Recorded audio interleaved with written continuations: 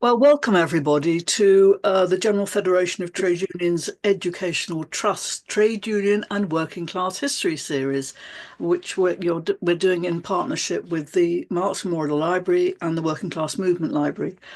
So let me just introduce myself. My name's Mary Davis. I'm the Secretary of Marx Memorial Library and Workers' School.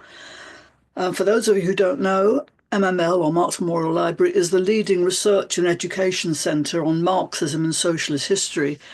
For those who are less familiar with our work, we've got a collection of over 60,000 books, pamphlets, and major archive collections on socialist and working class history, and of course the Spanish Civil War, major centre for the International Brigade Memorial Trust, peace movements, campaign for colonial liberation, and that's just a fraction of what we've got. We offer workshops and visits for schools, students, and community groups, and you can find out more on our website and to sign up for our newsletter. We've run many online courses, and the most recent ones starting in February and March. The February one starts Marxist Economics for Beginners. And then in March, we have Marxism and History. This is Introducing Historical Materialism. Please look at our website for more details, or I can put the details of those courses in the chat. So tonight, this is a Zoom webinar, which means you can see us, but you can't see each other, and we can't see you, unfortunately.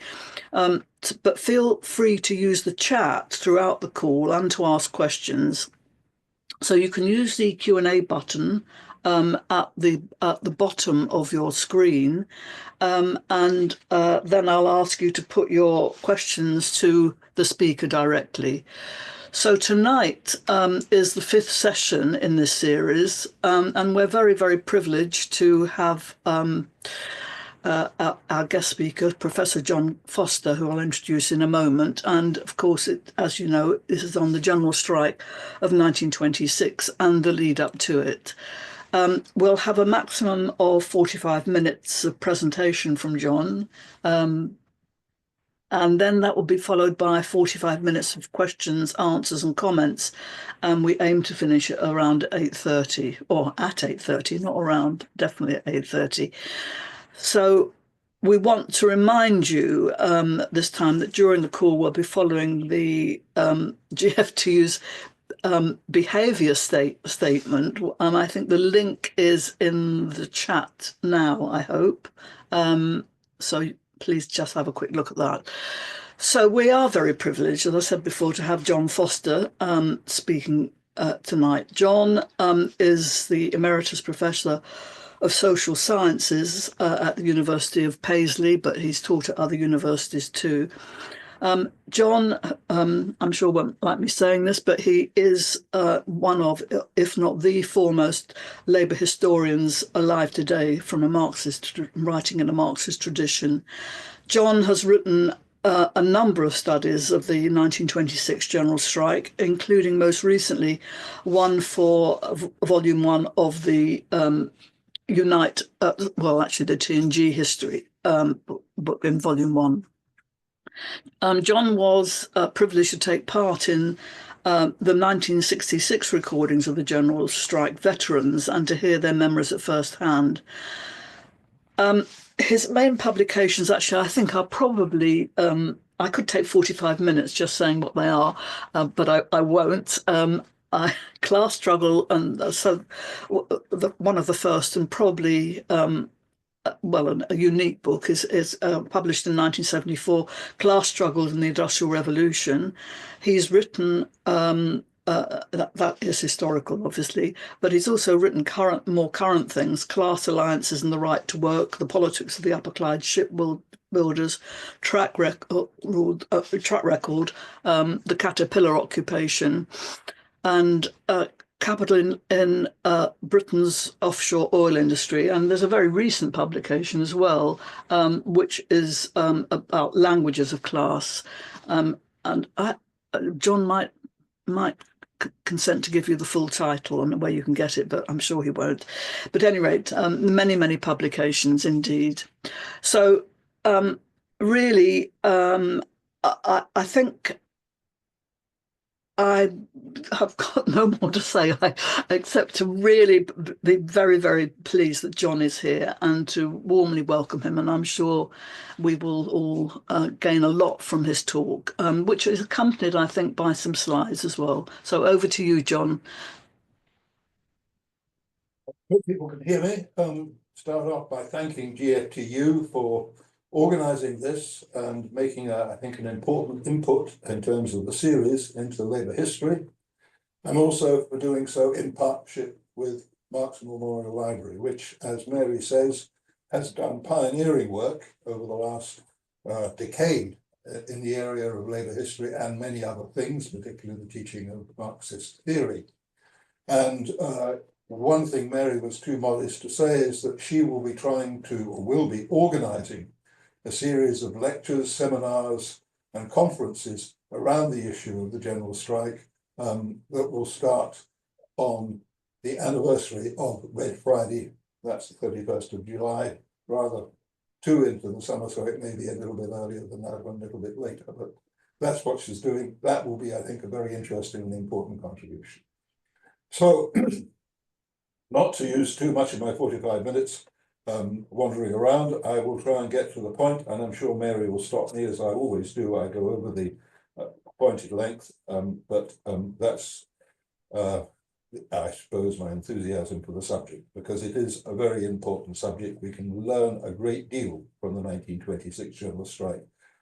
And we ask ourselves the question to start with: why are we going to speak about the general strike now? Well, the reason is, of course, its centenary is next year, and we will be ceaselessly told, I'm sure, that it was a failure. Apparently, the last gasp of radicalism that began in the First World War, but by then was exhausted, and that it ended with the betrayal of the miners, drastic anti-trade union legislation, and a gravely weakened trade union movement. Hence, all in all, it will be presented as a lesson in the dangers of putting unconstitutional pressures on a democratically elected government. And looking forward 18 months, this will be just the kind of lessons that those currently in government will want to draw. So we need to arm ourselves with the information, the knowledge that enables us to tell the truth to other people about what that strike was about. And its story tells us a great deal about the nature of our ruling class, about those who collaborate with them, and also, though well hidden, about the general strike's relative success. But nonetheless, the strike was indeed betrayed, and understanding how this happened can still, to this day, help expose the way our country is ruled. So first, a little bit on the background. I'll throw out some slides in a few minutes, but first on the background. The First World War saw rails and coal being taken into government control and ownership. Coal was then Britain's main source of energy and also the country's main export, and employed 1/6, it's difficult to believe it now, of the male workforce. And the war saw, inevitably, full employment for the first time ever in Britain. Trade union membership doubled, a mass shop stewards movement developed. The government, in response to mobilization on the ground, demanding things be done about housing, wages, promised post-war social reconstruction in order to win what was the world's first industrial war, one that depended largely on manufacturing weapons of war, ships and tanks and large siege guns, and a war that was largely paid for by borrowing and inflation. Inflation was massive. It was more or less double, half the level of the value of the pound by the end of the war. Now, Britain's rulers felt they could do this at the time because they had the same grip on world credit and banking as the United States has today. and therefore they were able to borrow vast amounts of money. But after 4.5 years, that was no longer the case, and Britain was a net debtor to the United States, which was its main competitor in the economic field, and above all, in terms of the potential takeover of world banking. Britain had it like the US today, but it saw the United States as hovering around, ready to take it. So that was a risk. Even though, as a result of the war, Britain had grabbed control of the Middle East and its oil reserves. I think I'm going to switch on, if that's possible, the slides now. So just to hold for a little while I get them up. There we are. I think I've got them here. This is a bit of an experiment. It may not work, and if not, I'll just go on without them, but let's see.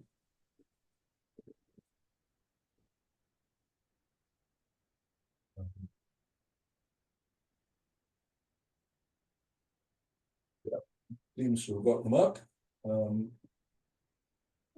They're not showing, John. They're not. No. Well, I don't know what we do about this. Did you? You're trying to share your screen, are you? Well, let's see. Yeah, maybe that's something we need. Yes. Let's go back.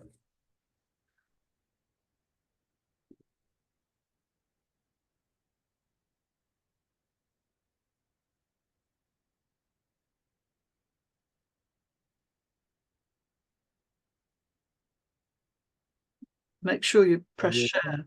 Yeah, let's just go back into Zoom. No, they're not there. No.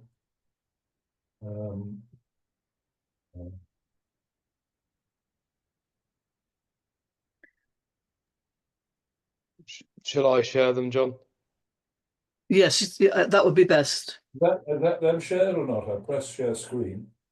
That's it. They're up now, John. All right. Okay, that's good. We'll see if I can. So anyway, that is the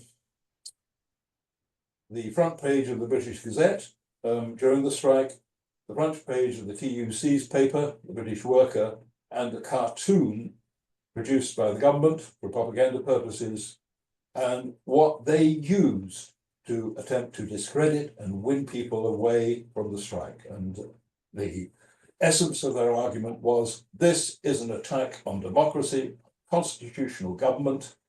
If workers attempt to change the will and direction of a democratically elected government, then it is attacking the very foundations of our democracy and constitution.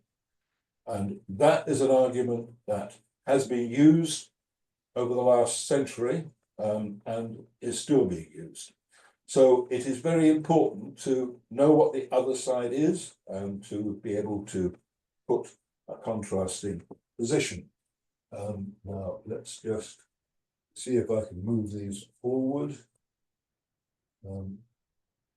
Yeah, I've already said a little bit about this one. There were two groups within our ruling class at the time in terms of policy and where they wanted to go in this extreme crisis that was met at the end of the First World War. One wanted to defend sterling at all costs, even though it would mean massive deflation and unemployment. And the leaders of this group were, probably the key one was Baldwin, but also Winston Churchill and Austin Chamberlain. So they were on one side. And then on the other side were the imperialists, and I put the main one there, that's Lord Milner, who had been the key figure in expanding the empire in Africa. First South African wars were largely his responsibility, and then he masterminded the development across the rest of Africa, but also developed a political clique that was very powerful and had about 6 or 7 members in the cabinet.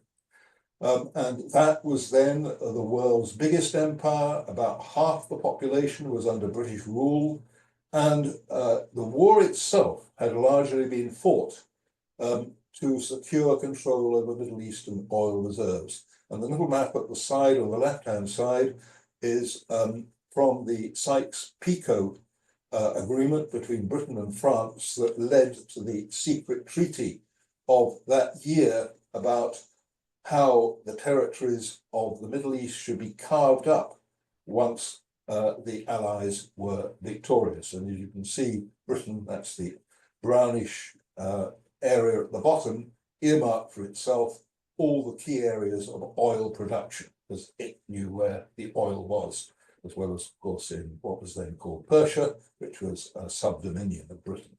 So those are the people who wanted to defend and develop that, and the others were people who wanted to maintain sterling. And the empire was possibly the key issue, and we'll come back to that. So the issue that faced this ruling class as it started to come out of the war, get the troops home, was the degree to which it could immediately act to deflate the economy, as the bankers wanted, and that would mean mass unemployment. People coming back from the war would obviously help in creating that situation, or how far it needed to back away from that. Its choice was initially in early or late, probably 1918, early 1919, in January, try and push for deflation and to renege on all the agreements that had been made during the war for reconstruction.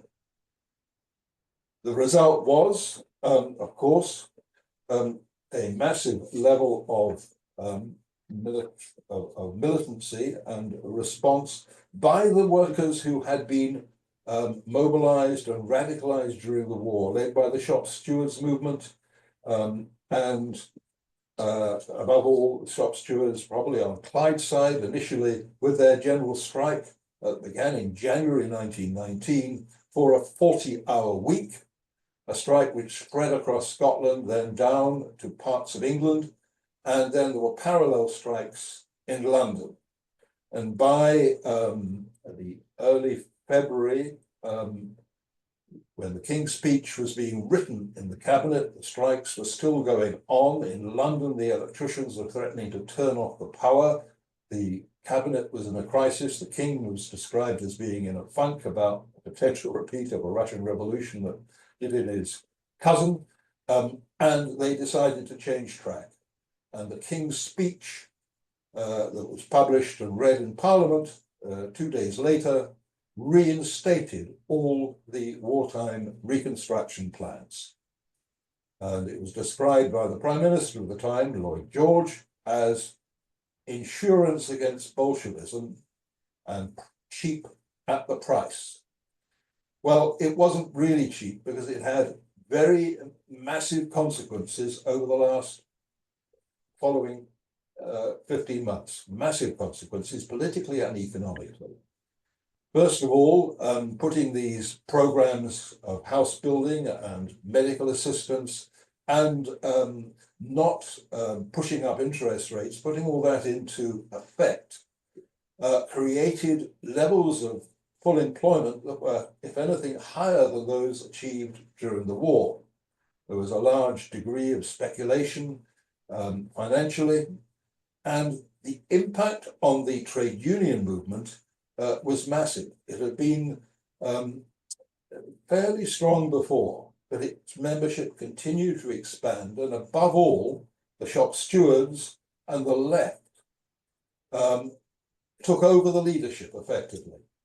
So that by the end of that period, by spring 1920, the lefts in the trade union movement rather than being a minority within the leadership of the TUC, were in the majority.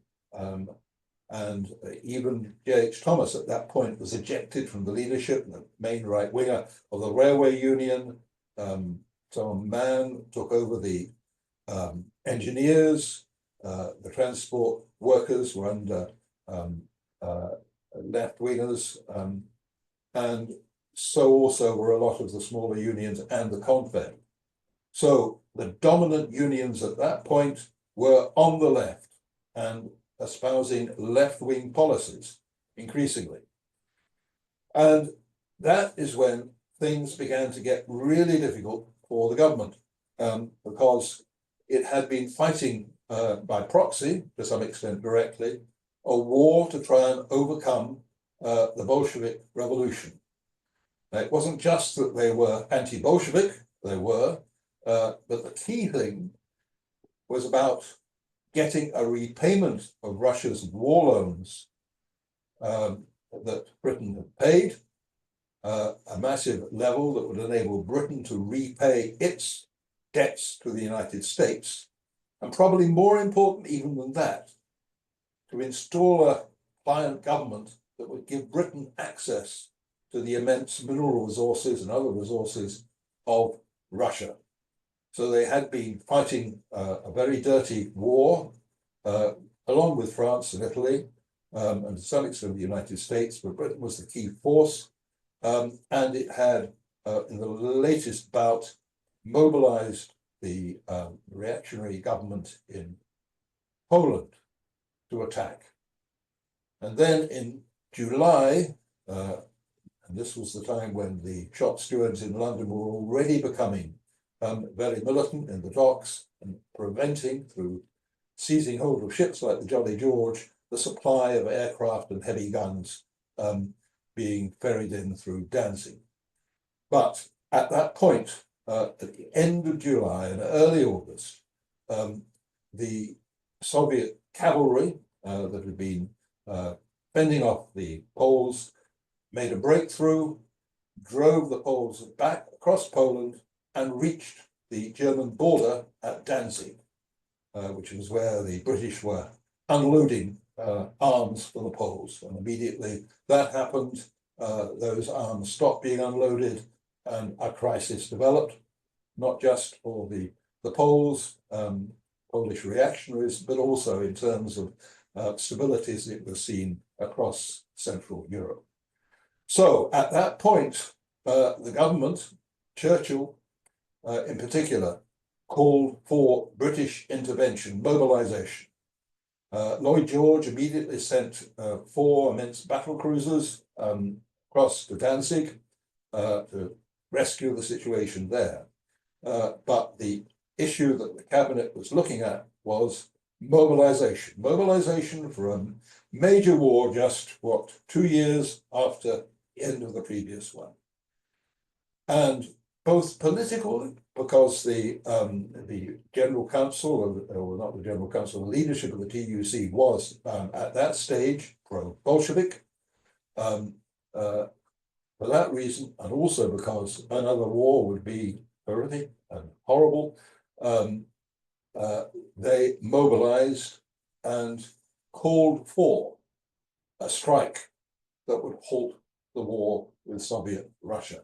These are the front pages of the Daily Herald, which, because the General Council, the leadership of the TUC, the General Council wasn't in fact formed for a few months after this, the running of the Herald at that time was in the hands of members of the British Socialist Party, which was an affiliate of the Labour Party at the time, and other left-wingers.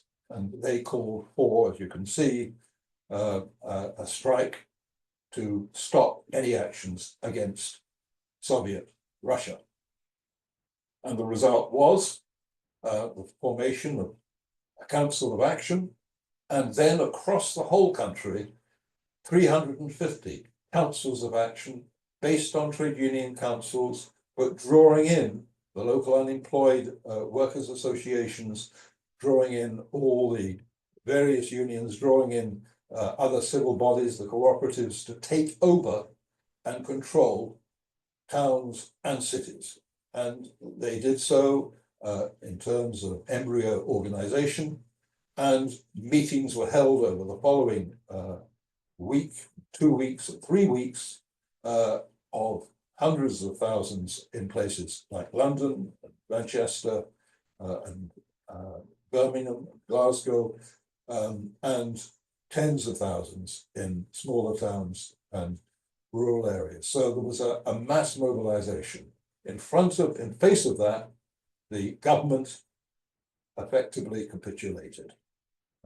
Not easily, and it kept on trying to look for another way of doing it. It tried to get the Italians to support the French in going into the war, but it itself stood back from doing so. And it did so because it knew that with the level of mobilization and leadership that had been shown by the TUC under left-wing leadership, it would probably be faced with a near revolutionary situation. If you want to say, when was Britain nearest to a revolution? It wasn't during the general strike in 1926. It was in 1920. It wasn't, in a sense, an immediately revolutionary situation, but it could easily have become one. That's why the government retreated, and then, in order to get control of the situation, deflated the economy absolutely massively. It put the interest rate up to 8%. We've been talking about the interest rate in terms of our current economy, and we know the consequences of putting it up a bit. It's 4% odd. Now, then they put it up to 8%. And almost immediately in the autumn, unemployment rose 10% by Christmas, 20% by the spring of 1921. And in face of that, the general unions in particular started to disintegrate. The Transport Federation disintegrated. Smaller unions just went bust, and a whole number of other unions were in difficulties, and the right wing in those circumstances were able to take back control. It was also accompanied by interventions, in particular workplaces, to penalize shop stewards, and in a number of industries like engineering, workers were locked out and forced to sign a document that they would abide by the terms set down by the employers in the future. So that then paved the way for the next stage in the situation of the Black Friday. Yeah, here we are. John, just to remind you that you've got 15 minutes left, and in case you want to. The rest, I've got the general strike to do. Yes, exactly. Yeah. All right. Well, we'll get through this quickly. Okay. Black Friday was very important. It was the day that the trade union movement deserted the miners, and in those circumstances, the mines were privatized, and the conditions of the miners then became, in terms of pay and hours of work, very much at stake. So the end of the days of solidarity, but they weren't totally at an end. There were still attempts to pull things together, and there was another then move that took place. And that was as a result, not just of the developments on the ground in terms of the trade union movement, also in terms of the Labour Party and the control that had been exercised by the left within it. The government, the ruling class effectively decided they were going to have to take steps to incorporate the Labour Party within the constitutional system in a much more systematic way. The key figure behind this was the man on the left, J.C.C. Davidson, who was the very close confidant of Baldwin, and he did the work in pulling in first Ramsay MacDonald and also developing a relationship with Ernest Bevin, uh, to mastermind this reorganization that led within a year to the formation of a Labour government. Now we're getting near, Mary. We should be able to get through in time, I think. Now the Labour government took office. It was in partnership effectively with the Liberals. It more or less governed as was told by the Tories. The Prime Minister gave all the Foreign Office papers to the leader of the Conservative Party at the time, and it ended in a mess and was put out. The support from the Liberals and the Conservatives was withdrawn, and after I think it was 10 or 11 months, it was put out of office. Now, this is when you have the origins of the general strike.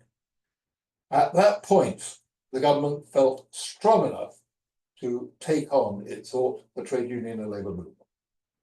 It felt strong enough to move to put the pound back on the gold standard, which would mean something like a 10 to 15% cut in real wages if Britain's exports were going to work. And that meant, first and foremost, a big cut in the wages and conditions of the miners. And lo and behold, in July 1925, the trade union movement, even after the battering it received, came together in the Quadruple Alliance and supported the miners against the government. So you had Red Friday as against Black Friday. Partly this was because the redevelopment of a mass shop stewards movement called the minority movement, and largely led by the left of the Labour Party under Lansbury and the Communist Party at the time. So let's just go down a little bit further. Now let's go on. Now, at that point, the government said, we have to get back control of the situation. How are we going to do this? And they took a strategy of once more working with the right wing inside the Labour Party and, of course, with inside the TUC, aided by the fact that the Labour government ministers who had not been on the General Council as a result of being in the government hadn't been there for Red Friday. That was one of the reasons why it was successful, because the leading positions were held by the left. The right wing came back, and at the 1925 TUC created a new controlling group within the TUC General Council and changed the balance also within the Labour Party. So at the 1925 conference of the Labour Party, what had been asked for by the government in a private way for a long time, that the communists who were then still members of the individual members of the Labour Party be expelled, and that communists be condemned as unconstitutional. And that is what happened at that conference, and immediately done within 1 week, the government arrested the executive of the Communist Party to try and behead the left wing as it existed. So that was the background to the general strike. The government, the TUC leadership did nothing whatsoever to prepare for the strike. It believed that some kind of deal could be done. It did not want a strike at any cost, but the government did, and they made every preparation. But it was to be a rather special kind of strike. It was to be one that would minimize any military involvement, any military conflict. It would be one in which the government would be saying that they were defending the Constitution. And that is how they prepared for it. And lulled the TUC General Council into a sense of security that a deal will be done to help the miners, and they will be able to say, well, we don't need to do anything. It's all been organized by the government as a result of the Commission on the Coal Industry. But of course, the government didn't actually do that. It wanted a strike. And when the negotiations broke down, the TUC desperately tried to find the Prime Minister to say, we want to do a deal, and the Prime Minister refused to see them. They'd already, government on the trade union side, issued the orders for the strike, and the strike went ahead. So what was interesting was, and important, was the degree to which the fears of the right wing, somehow this would be a disaster, and they were possibly even hoping it would be a disaster, never happened. There was an absolutely massive mobilization for the strike. And the first wave came out, and even parts of the second wave of workers, it was phased in two phases, one 10 days from each other, and they started to come out as well. And the government was losing control over large areas of the country. There were strike committees set up by trade union councils, but they were transforming themselves into councils of action in copying what happened in 1920 and the memory of what was done there. And so by day 9, 8 and 9, the government was in something of a panic. It had to do all kinds of things that it didn't intend to do. It had to actually mobilize the territorial army, put them in plain clothes and use them, or attempt to use them, but fail to use them to clear the streets. And the trade union right-wing leadership were all very much more worried about what was happening because they could see the left taking over control. So that was the situation. And at that point, the leader of the rail union, J.H. Thomas, went to see the other members of the General Council and said he'd got a private deal. That was a lie. He hadn't got it. I don't know whether he knew that or not, or he'd been led on by the civil servants. So the cabinet went, the TUC leadership went to the Prime Minister and said, we want to have a discussion with you. They were told only on the condition of calling off the strike. And they went in and they found they were trapped because the whole place had been set up so immediate transcripts would be sent to the press in which they said they were calling off the strike. So that's how it ended. It ended through treachery. And then the leadership in the following days had to somehow explain what they were doing. So it appeared to be the case that it had ended in fiasco, but it hadn't, because the strike itself remained very strong. Because attempts were made by the employers to impose conditions when they went back, there was in fact a call to come out again, and workers did until they got their old conditions back. These are not the miners, but the others. The miners were left to go on by themselves. And the ruling class then drew its own conclusions. And these are members of the cabinet. The government has failed to overcome the distrust of the working class. As soon as the strike is over, the government needs to compromise on social issues. Even more interesting, from Lord Marquess of Salisbury, a real hardliner. If we look at the attitudes of the workers and their intentions, the situation is essentially unstable. The worker is no longer content to be a hired machine of somebody else to do somebody else's work. He will be told, and he will partly believe, that if the means of production are nationalized, the work will be the nation's work, and he is part of the nation is own work. And that is very much like the wording of the assessment of the International, Communist International, which he would have read because the reports were always given to the cabinet. So they were looking at what was happening. They were trying to think how they could go forward. And in terms of what happened after the strike, was there a condemnation? No, there was a by-election in London, in Hammersmith, just 5 days after the end. There was a 15% swing to Labour in what was a white-collar area, and the Conservative lost the seat. The engineering employers said to the government, do not take any more action against the workers at this stage because the situation is too difficult. And we will be ending up with further conflict.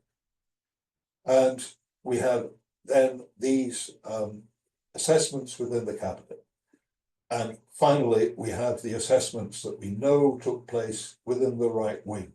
And the comments by the leader of the General Workers, Union General Municipal Workers, that every day the strike went on, it was falling into the hands in locality after locality of the left wing, and that they were losing control of the movement. So that was the mess that the governments got themselves into. And in the following period, they did not do what they previously done, which was to say all wages must come down. They abandoned that perspective. They tried to get even compromises on the miners' wages, and they put in hand a number of changes in policy, and of the most important, and I'm coming to an end here, Mary, because I know my time's running out. The most important, this is the last, I think, slide that I'll use, was the attempt to get a partnership developed between the leadership of the trade union movement and big business, the coming monopolies that were being created in electric power, in the car industry, in most advanced areas of the economy. That's Keynes, who was a key mediator in it. That's Lord Weir, who controlled engineering, Lord Mond, who controlled the chemicals, Sir Horace Wilson, who was the key civil servant who was behind this initiative. He later became the key civil servant, the architect of appeasement. And then was Bevitt, who was selected as the most plausible of the centrists within the trade union movement. And they developed a series of documents that weren't eventually adopted in full by the trade union movement, but at the 1928-29 conferences, something very much like them emerged, in which the trade union movement and the Labour Party formally abandoned socialism as an immediate prospect, and instead talked about A, partnership, and B, partnership within the empire, and endorsed the empire. So a major transformation was achieved by the government. It didn't put an end to mobilization. It didn't put an end to the victory, again, as a minority of the Labour Party in 1929. That was the result largely of the mobilization that occurred during the general strike. But it did change the nature of British politics. It did see Labour largely sewn up within the structures of the Constitution, the establishment on the terms of the ruling class. So our ruling class is very clever. I don't think they're as clever now as they were then, or as likely to get what they want, because they're incredibly weaker economically and internationally, but they're still clever. And that's how they controlled the situation. So the strike could have been won. The objectives wasn't revolution. The Communist Party in its own statement said that's definitely the case, but general strikes can be won. That had been shown effectively in 1920. And had they maintained their solidarity, then the general strike would have changed the balance of power within Britain, and in particular within the trade union and labour movement. And history would have been very different. So the general strike was a defeat, but it was a defeat that showed the potential strength of the working class and showed the trickery of the ruling class and the potential for treachery by right-wingers. That, I think, is the story that we'll need to think about, learn about, research prior to the anniversary next year, when I think probably there will be every need for that type of clarity within the trade union and labour movement. Thanks, Mary. I'm sorry, I always go over time, but I'm afraid that's the nature of the way in which I talk. So apologies, Mary. Well, actually, thank you, John. Actually, you didn't go. This was spot on. I just was worried that covering 1918 to really 1926, 27, 28. I just wanted to make sure you got there. But thank you so much. I think everybody must have got an awful lot about this. You know, in other words, you can't understand the general strike without understanding that important history that John so really analysed so well.